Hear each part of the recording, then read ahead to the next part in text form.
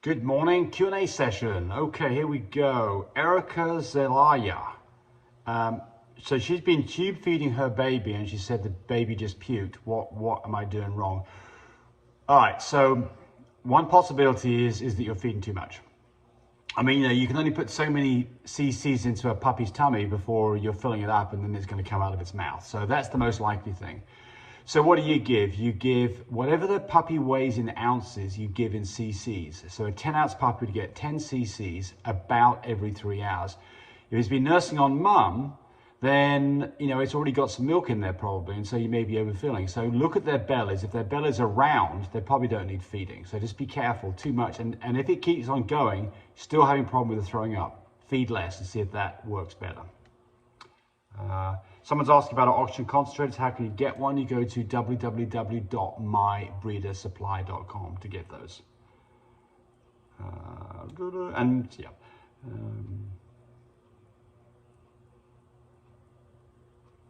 If the dog is brindle that came out of a blue father and a fawn mother, will this make him a bad stud, considering that now he carries blue, chocolate and tan? Well, so what's going on here is the mother being a fawn does not have brindle. Dad being a blue is a blue brindle. And so that's where the brindle came from. And I mean, you know how I feel about brindle. I'm not crazy about it because it wipes out tan points. But I mean, there's a lot of people who do like brindles. And so, I think you'll limit your audience a little bit because of the brindle, but doesn't necessarily, but there's nothing bad about it. Blah, blah, blah. Jennifer Harris. Let's see how long this is. This may be too long for me to read right now. No, it's not too bad. Okay, she's got a 4-month-old AKC registered beautiful conformation sable.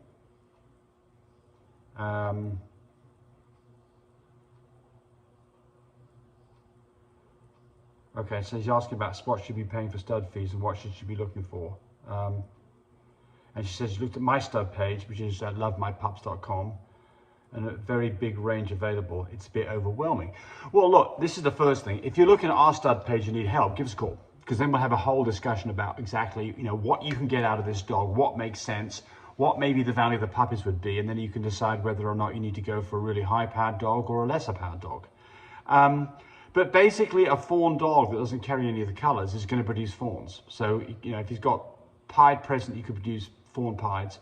But that's what you're looking at probably. Any other colors, if it's just a basic fawn dog, would be in the puppies that would not express themselves. And so there's a question of whether or not you should be, really, a lot of this depends on what your plan is. If you're going to keep a puppy, there's all kinds of, and you continue breeding, then there's a lot of argument to go get some more DNA in there, because those puppies can then have blues, chocolates, lilacs, platinums, and all those kind of things. But I would say if you're overwhelmed by it, and I fully understand that, look, we're here to help. You can give me a call, 580-799-2873. Happy to discuss this with you anytime. Can you please put up a new updated video of Boublier? Yes, I will do. Boublier is our platinum full fluffy.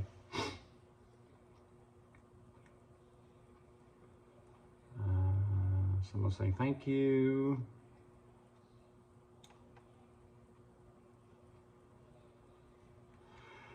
Loyal for Life Kens, how come your progesterone test lot numbers are not on the OneFo site to download the appropriate chart? They are. They come from OneFo. OneFo USA out of Chicago. That's where all of our OneFo products come from. We are, I think, one of the biggest distributors in the southern part of the United States. So everything comes directly from OneFo. It doesn't come from China. We've not refurbished products. This is the real deal. So yes, they're there.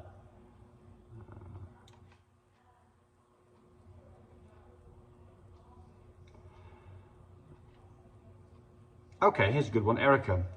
Hey, James, Tammy. I know you're supposed to feed your puppies every 2 to 3 hours. I leave my pups and mum in the crate with the whelping rails. I was still trying to wake them up every 2 hours, or should I just let the mum do her thing? You should just let mum do her thing. Absolutely. So that's the great thing about our whelping system, is it takes you out of the equation. Mum takes if she's a normal mum, she's going to do everything for you. She's going to clean those puppies. She's going to let those puppies nurse, and the puppies will nurse when they're ready and they're getting hungry. But here's the secret.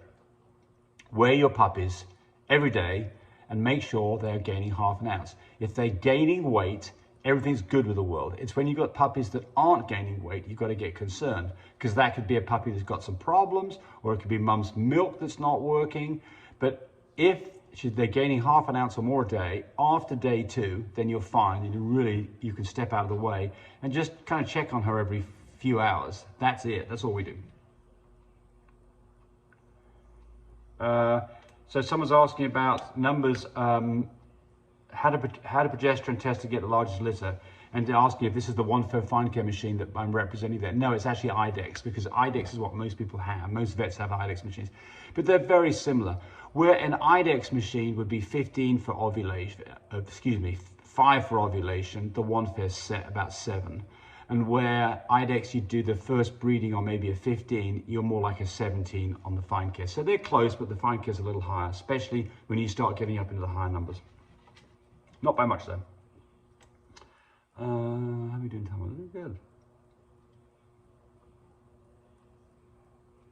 Oh, somebody's saying they want more videos of studs. Absolutely. I actually did videos on like 8 studs the other day, and I'm going to slowly put those up on the website over the next few days. So absolutely. Somebody said they went to look for Mando on our website, and there wasn't there. You're right. I need to go put Mando in there. I apologize for that. I will get that done.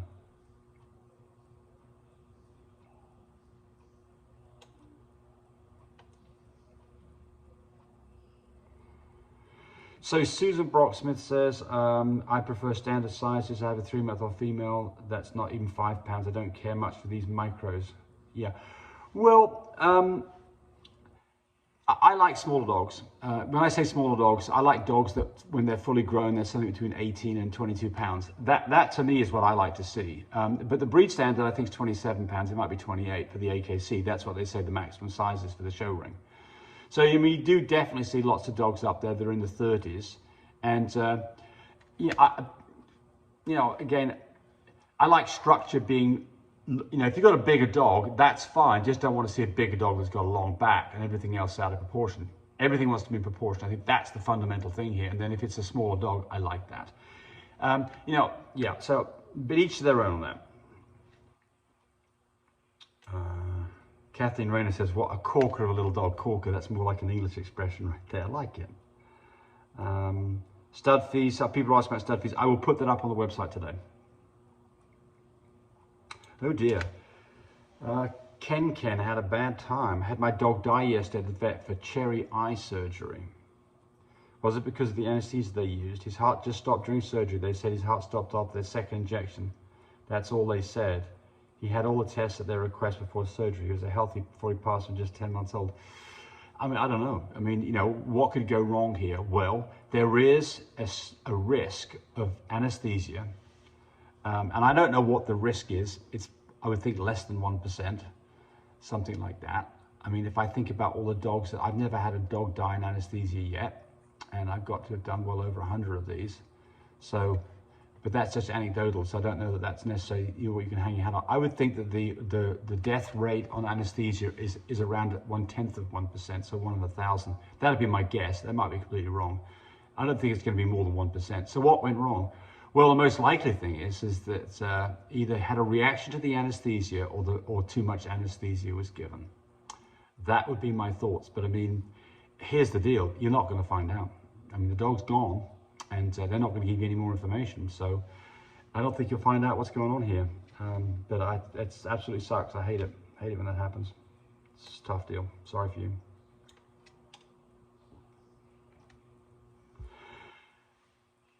Okay, we're talking here about Rios is talking about my dog's not cleaning the pups the first day, and they're going to try out the peanut butter thing. Yeah, absolutely. Smear peanut butter over their back end, and then stick the little puppy's back end into mum's face, and she'll lick it off because she likes peanut butter. And then hopefully she'll get a mixture of the taste of peanut butter and poop, and decide that that's okay too. And then finally we get to the point where her motherly instincts kick in, and she just will lick their bums without peanut butter. It works for us.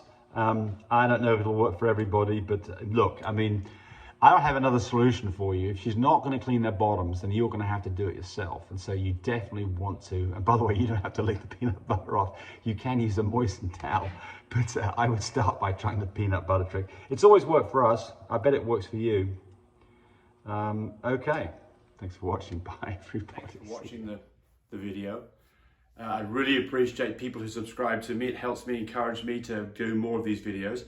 But do remember, disclaimer here, I am not a vet. I'm not a licensed medical professional. I'm purely a person who's been breeding dogs for the last couple of decades. Any information that you got from this video, use at your own risk. There's nothing implied here, and certainly this should not be used as a substitute for advice from your veterinarian or your medical professional. I hope you enjoyed the video. Come back for more of them. Bye.